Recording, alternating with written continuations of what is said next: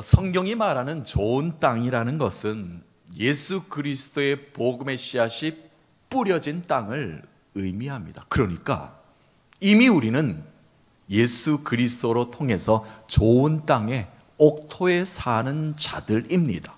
왜냐하면 예수님께서 우리를 이미 구원해 주셨고 구원의 삶을 살게끔 이 땅을 우리에게 공개해 주셨기 때문에 우리가 복을 누리면서 살지 못하는 것은 잘못되었다 여겨지지 않습니까? 그래서 우리는 말씀의 씨앗이 우리의 삶 가운데 뿌리 내려서 풍성히 열매 맺고 사는 삶을 살아야 된다는 것입니다. 그것이 바로 하나님이 원하시는 기쁨이요, 하나님이 원하시는 감사의 열매로 사는 삶 아니겠습니까? 그러므로 우리의 삶의 여정이 우리에게 주신 좋은 땅을 감사하며 잘 가꾸면서 살아야 됩니다. 여기서 좋은 땅은 비유로 전해지고 있죠. 삶의 터전, 우리의 가정, 우리의 후손들, 우리의 모든 상황까지라도 좋은 땅, 옥토가 되게 만들어 주셨고 그 속에서 말씀의 깊이 뿌리 내려서 열매 맺는 삶을 살게끔 우리에게 제공해 주신 것에 감사할 수 있어야 된다는 것입니다. 예수님은 4가지 땅의 비유의 말씀을 하시면서 또한 4가지 씨의 비유에 관하여 말씀을 하시면서 씨 뿌리는 자가 기대감을 가지고 밖으로 나가서 씨를 뿌렸다. 그런데 그 씨가 어느 곳에서 열매를 맺는지 우리에게 귀한 말씀을 전해 주셨죠.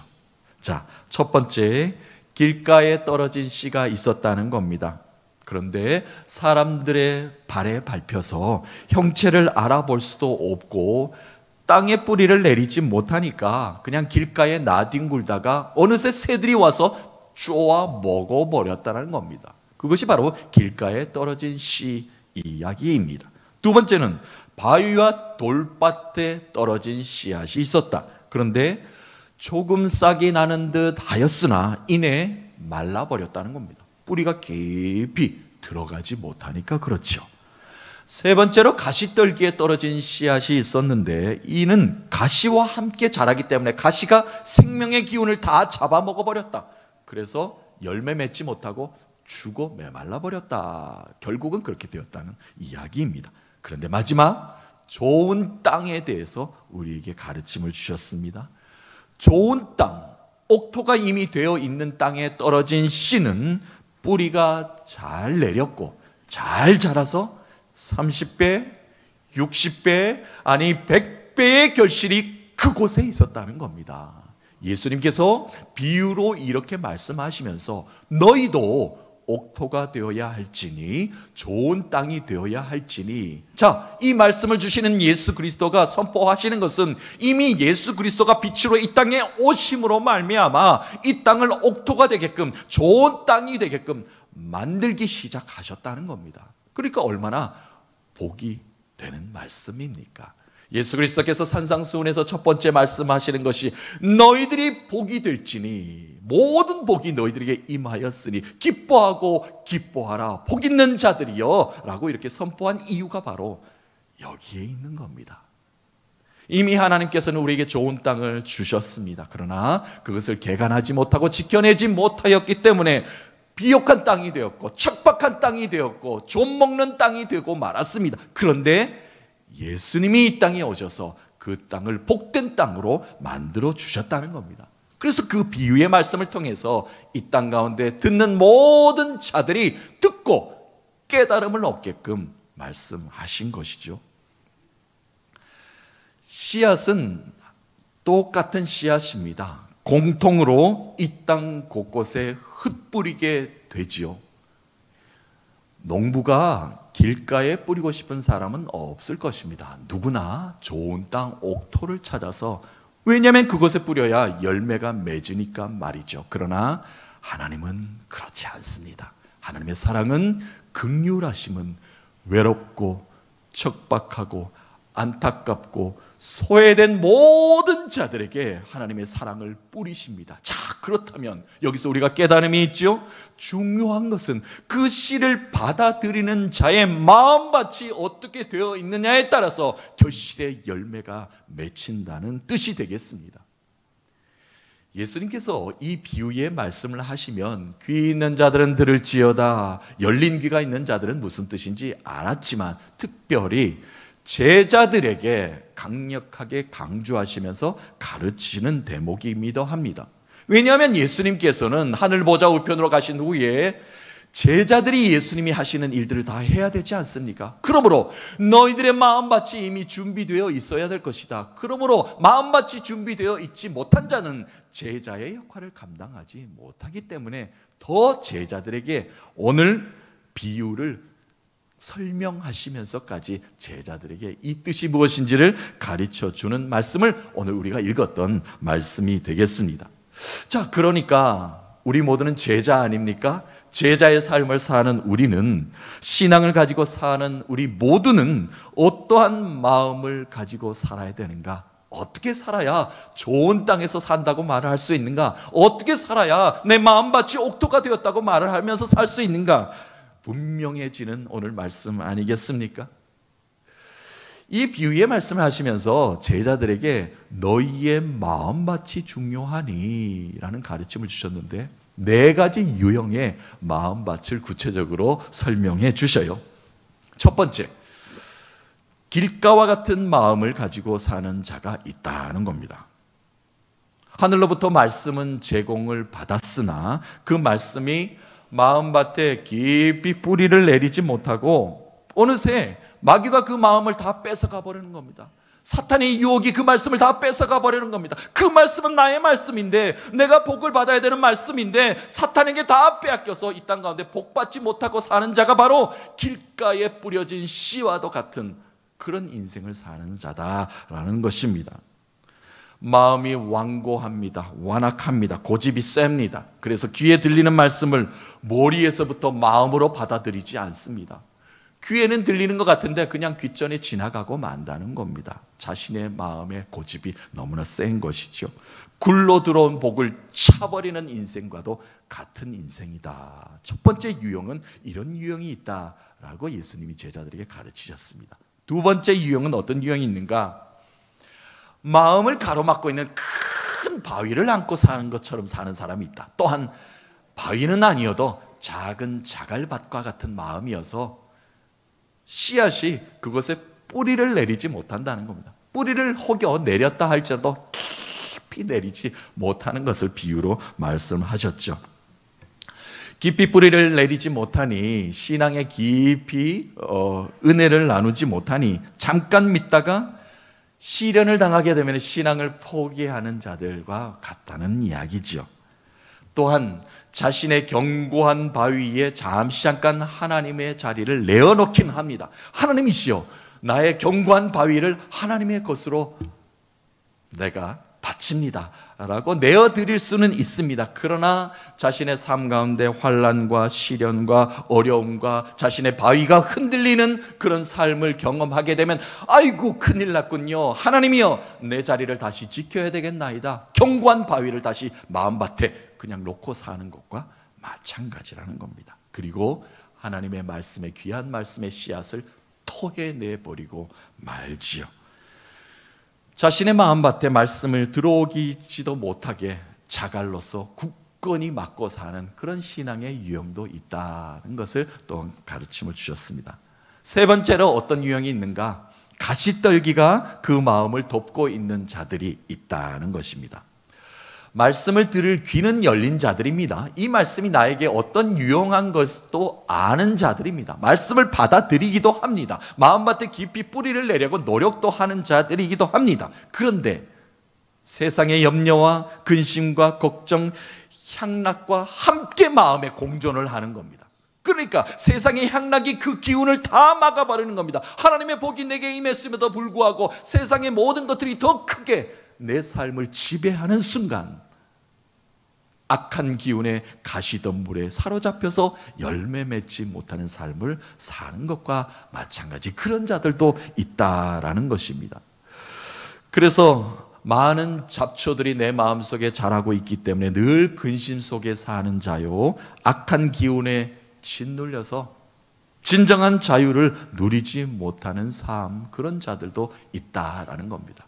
자, 이제 네 번째 유형을 예수님께서 또 제자들에게 가르침을 주셔요. 좋은 땅, 옥토를 만들어가며 결실을 기대하며 사는 자들이 있다라는 것입니다. 좋은 땅과 그곳에 좋은 씨앗이 만났다면 금상첨화 아닙니까? 열매 맺는 것은 뭐 그냥 시간만 지나면 열매가 잘 맺힐 것 아니겠습니까? 그러니까 씨앗은 좋은데 땅이 잘못되어 있으면 열매가 없지만, 좋은 땅, 옥토가 되어 있는 땅이라면 그것에 100배의 결실을 너희들은 그것에서 경험하게 될 것이다 라는 말씀을 하셔요. 100배는 엄청난 겁니다. 2배도 큰데 100배는 엄청난 열매의 결실이 있다라고 말씀하시는 것이죠. 말씀이 마음밭에 뿌리를 내려 자라서 열매를 이루는 결실이 있는 자들, 그래서 좋은 땅에서 진정한 기쁨을 누리면서 사는 자들을 말합니다. 사랑하는 성도 여러분, 여러분들은 이 네 가지 중에 어떤 유형에 속하십니까? 저와 여러분들은 이미 예수 그리스도를 믿음으로 옥토가 된 사람들입니다. 좋은 땅에서 이미 살고 있는 자들입니다. 예전에는 우리가 옥토가 되도록, 좋은 땅이 되도록 우리가 그런 삶을 살게 해 주옵소서라고 간구하며 기도하고 말씀을 받았지만, 말씀을 깊이 묵상해 보면 예수님이 하시는 말씀은 이미 너희들은 좋은 땅이다, 이미 너희들은 옥토가 되었다, 왜 주저하느냐, 왜 두려워하느냐, 이 말씀을 우리에게 주고 계신 것입니다. 강력하게 제자들에게 말씀하셔요. 너희들은 이미 좋은 땅을 만들고 있지 않느냐, 왜 너희들이 능력을 선포하지 못하느냐 라고 꾸짖는 이유도 바로 거기에 있는 것입니다. 우리는 이미 예수를 믿는 믿음으로 구원받은 백성으로 길가와 같은 땅도 아니고요, 돌들로 가득한 땅도 아닙니다. 가시덤불을 걷어내고 옥토가 되어서 이미 좋은 땅 위에서 사는 자들입니다. 자, 그렇다면요, 이 좋은 땅에서 영원토록 결실을 맺으며 아름답고 풍성한 열매를 맺으며 살기 위해서는 어떠한 마음가짐을 살아야 되는가? 어떤 자들이 그렇게 사는 자들인가? 주님께서 오늘 우리에게 말씀해 주셨습니다. 오늘 저와 나누고 싶은 말씀의 핵심이 바로 거기에 있습니다. 옥토로 마음밭을 만들어 가기 위한 노력하면서 사는 자들임에도 불명합니다만, 이미 너희들은 옥토가 되었다, 너희들은 이미 좋은 땅에서 살고 있다. 어떻게 사는 것이 당연한가?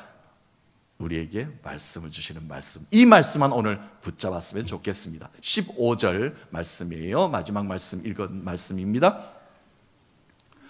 좋은 땅에 있다는 것은 착하고 좋은 마음으로 말씀을 듣고 지키어 인내로 결실하는 자니라. 아멘. 한 번 더 읽겠습니다. 좋은 땅에 있다는 것은 착하고 좋은 마음으로 말씀을 듣고 지키어 인내로 결실하는 자니라. 아멘. 우리 모두가 이렇게 살 줄로 믿습니다.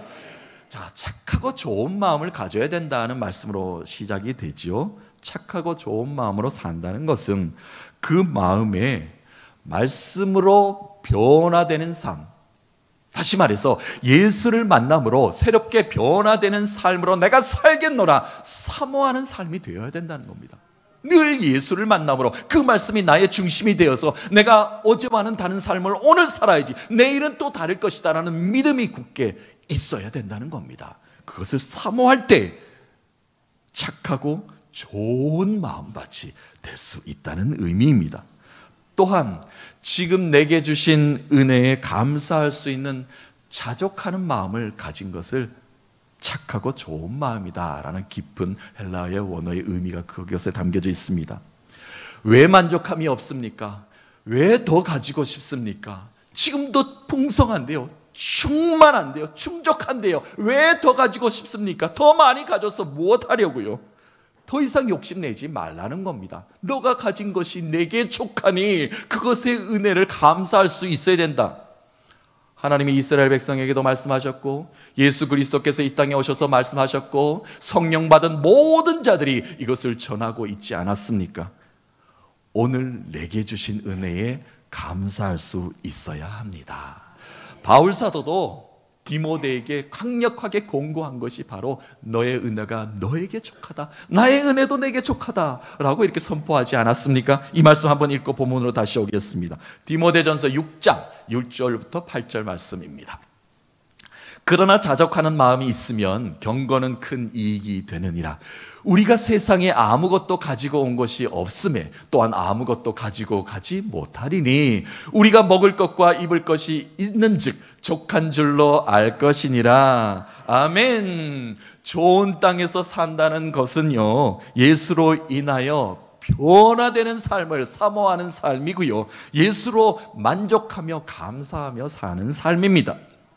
비록 어제는 길가와 같은 공허한 인생이었지만 말씀의 씨앗이 내게 뿌려짐으로 감사하며 새롭게 구원의 기쁨을 사모하며 늘 감사하며 사는 삶이 되어야 합니다.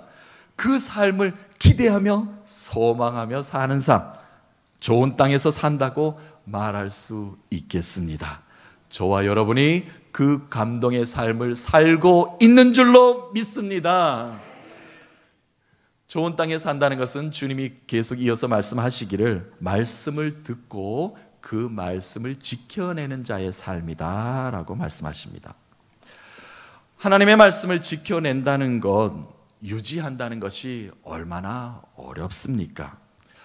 이스라엘 백성들 하나님께서 고르고 뽑고 택해 주셔서 열방 가운데 한 사람 한 사람을 세우셨고 또한 그 민족을 통해서 하나님께서 귀한 말씀을 그들에게 주셨습니다. 그러나 그들은 그 말씀을 잘 지켰습니까? 그렇지 못하였습니다. 좋은 땅을 만들지 못하였습니다.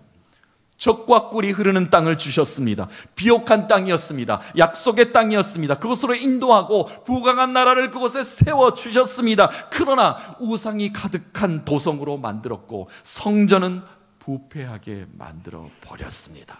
말씀이 그들에게 주어졌으나 그들은 들었으나 지켜내지 못하였기 때문에 좋은 땅으로 후손들에게 물려주지를 못하게 된 것이죠. 자, 그렇다면 오늘 살고 있는 우리가 이미 좋은 땅을 예수 그리스도를 통해서 구원받은 백성으로 살아가게 되었습니다. 그러면 우리가 그 마음밭을 어떻게 유지해야 됩니까? 어떻게 지켜내야 됩니까? 어떻게 후손들에게 물려줘야 됩니까?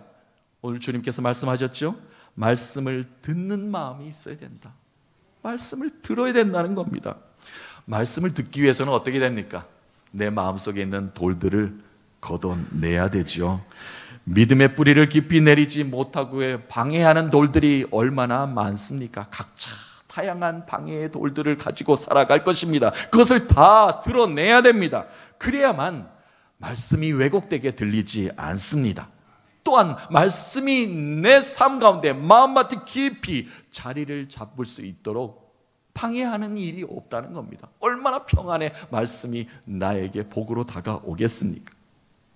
솔로몬도요, 여호와 하나님께 이렇게 기도하였죠. 세상의 부와 명예가 내게 주어졌습니다. 그러나 그거 다 필요 없습니다. 세상의 열방들은 솔로몬 왕을 다 우러러 봤습니다. 어떻게 하면 이렇게 부강한 나라가 될 수 있는가 배우러 왔습니다. 그러나 하나님이시여, 그 모든 것에서 내가 이겨낼 수 있는 능력을 주시고 하나님이 말씀하시는 그 말씀을 듣는 마음을 내게 달라라고 먼저 기도하였습니다. 솔로몬이 기브온에서 1000번제를 드렸죠. 하나님이 너무나 기뻐하셨습니다. 그날 밤 하나님께서 솔로몬에게 나타나셨어요. 내가 너에게 무엇을 해주기를 원하는가? 구하라. 내가 다 들어주겠다. 솔로몬이 여호와 하나님께 대답합니다. 여호와여, 누가 주의 이 많은 백성들을 재판할 수가 있겠습니까? 듣는 마음을 종에게 주사 이 많은 백성들의 선과 악을 잘 구별하여 재판하게 하여 주옵소서. 하나님의 말씀을 잘 듣게 하여 주옵소서. 그리고 백성들의 말을 잘 들어 분별할 수 있는 지혜도 내게 허락하여 주옵소서. 듣는 마음의 지혜를 달라는 이 간구하는 기도를 여호와 하나님께서는 들으셨고 그 옆에 바로 연결되는 말씀이 이겁니다. 주의 마음에 든지라. 아멘. 이렇게 기록이 되어 있습니다. 구할 것 많지 않습니까? 부강한 나라 주시옵소서. 전투에 능통한 병사들 많이 주시옵소서. 지혜로운 고관들 나에게 주시옵소서. 세상의 열방 가운데 우리나라가 뛰어나게 하여 주옵소서. 이거 먼저 하나님께 구하여도 되는 것 아닙니까? 그런데 듣는 마음을 주시옵소서. 그 지혜를 주시옵소서. 그것밖에 없나이다. 하나님은 감동하셨다는 겁니다. 어느 날 밤에 여호와 하나님께서 사무엘을 부르셨죠. 사무엘아, 사무엘아. 여호와 하나님의 음성을 들어본 적이 없는 사무엘은 이것이 여호와 하나님의 음성인지 몰랐습니다. 선지자를 통해서 알게 되었죠. 자, 그리고 나서 사무엘이 사무엘아 부르니까 이렇게 가서 이야기합니다. 말씀하옵소서. 주의 종이 듣겠나이다. 사무엘아, 사무엘아, 말씀하옵소서. 주의 종이 듣겠나이다. 저와 여러분이 여호와 하나님의 음성에 귀 기울은 믿음 가지게 될 줄로 믿습니다. 내 마음을 덮고 있는 냉랭한 돌들을 걷어내야 됩니다. 그래야만 그 노력이 내 인생 가운데 가득할 때 말씀이 드디어 온전하게 들리기 시작을 합니다. 그리고 그 말씀은 내 마음밭에 깊이 뿌리를 내리는 좋은 땅이 될 수가 있습니다. 그리고 그 말씀이 들리면 어떻게 된다고요? 그 말씀을 굳건하게 지켜내야 됩니다. 흔들려서 뿌리가 뽑힐 정도로 흔들리면 안 된다는 이야기예요. 잘 지켜내야 됩니다. 지켜내기 위해서는 세상의 것들로 가득 차 있는 가시덤불을 걷어내는 작업이 필요합니다. 세상의 향락, 세상의 자랑, 세상의 명예가 나를 덮고 있으면 좋은 땅이라고 말을 할 수가 없습니다. 자신의 땅에 보화를 많이 쌓아두었다고 해서 그것을 좋은 땅이다, 옥토다라고 자랑할 수는 없습니다. 내 것이 아닌 세상의 창고에 많은 재물을 쌓아둔들 그것을 안고 어디를 가겠습니까? 그것에 시간 낭비하지 말아야 합니다. 예수님께서 가르침을 주셨습니다. 오직 보물은 하늘에 쌓아두기 위해서 노력해야 된다라고 말씀하셨습니다. 왜냐하면 너의 보물이 있는 곳에, 보화가 있는 곳에 너의 마음도 있기 때문이다. 하늘의 보화 창고에 우리의 모든 것들을 창고에 쌓도록 우리의 믿음을 더욱더 견고히 해 나가야 된다는 겁니다. 진정한 땅에, 좋은 땅이 무엇인가를 예수님께서 가르쳐 주시는 하나의 예화이기도 하지요. 자, 이처럼 좋은 땅에 산다는 것은요, 말씀을 듣고 마음밭에 깊이 새기고 그 말씀을 지키며 사는 자의 삶이라 말을 할 수가 있습니다. 말씀이 들리도록 냉랭한 돌을 걷어내고요, 마음밭에 함께 자라는 잡초와 가시덤불을 걷어낸 믿음을 지켜낼 때 들려주신 말씀이 마음밭에 지켜내는 모든 자에게 좋은 땅이다, 옥토가 되었다, 칭찬받을 수 있을 것입니다. 그런 저와 여러분 되시기를 주님의 이름으로 축복합니다. 마지막으로 좋은 땅에 산다는 것은 주님이 마지막 이런 말씀으로 마무리하셔요. 인내로 결실하는 자다라는 겁니다. 농부의 마음도 마찬가지입니다. 씨를 뿌리고는 인내하는 마음으로, 기대하는 마음으로 소망을 가지고 열매를 기대합니다. 그것과 마찬가지로 땅도 기대하고 열매를 맺을 것을 기대하고 소망하는 마음으로 인내하여야 된다는 겁니다. 잠시 잠깐 흔들리면 귀한 열매 맺지 못합니다. 자, 야고보 사도의 가르침으로 마지막 말씀을 좀 정리해 보겠습니다. 야고보서 5장 7절에서 8절 말씀입니다. 그러므로 형제들아, 주께서 강림하시기까지 길이 참으라. 보라, 농부가 땅에서 나는 귀한 열매를 바라고 길이 참아 이른 비와 늦은 비를 기다리나니 너희도 길이 참고 마음을 굳건하게 하라. 주의 강림이 가까우니라. 아멘. 농부이신 주님께서 우리의 삶에, 옥토가 된 삶에 씨를 뿌려놓고 참고 인내하고 아직도 기다리고 계시지 않습니까? 그 기다림이 얼마나 감사합니까? 우리도 인내하며 참으며 주님 오시는 그날까지 믿음 지켜내야 합니다. 어떤 시련과 환난과 어려움과 핍박과 흔들림이 온다 할지라도 이미 주님은 내 삶을 옥토로 만드셨기에, 좋은 땅으로 만드셨기에 풍성한 열매 맺는 것이 당연합니다. 그 기쁨으로, 그 감사로, 그 능력으로 우리가 살아야 될 줄로 믿습니다. 사랑하는 성도 여러분, 좋은 땅 옥토에서 살게 하심에 감사하십시다. 착하고 좋은 마음으로 들리는 말씀을 잘 지켜내어서 인내의 아름다운 결실을 맺으시는 모두가 되셔서 한 주간 살아갈 때 주님이 나의 힘이 되십니다. 능력이 되십니다. 나의 모든 것 되십니다. 고백하시면서 승리를 선포하시며 노래하시는 여러분 되시기를 주님의 이름으로 소망하며 축복합니다.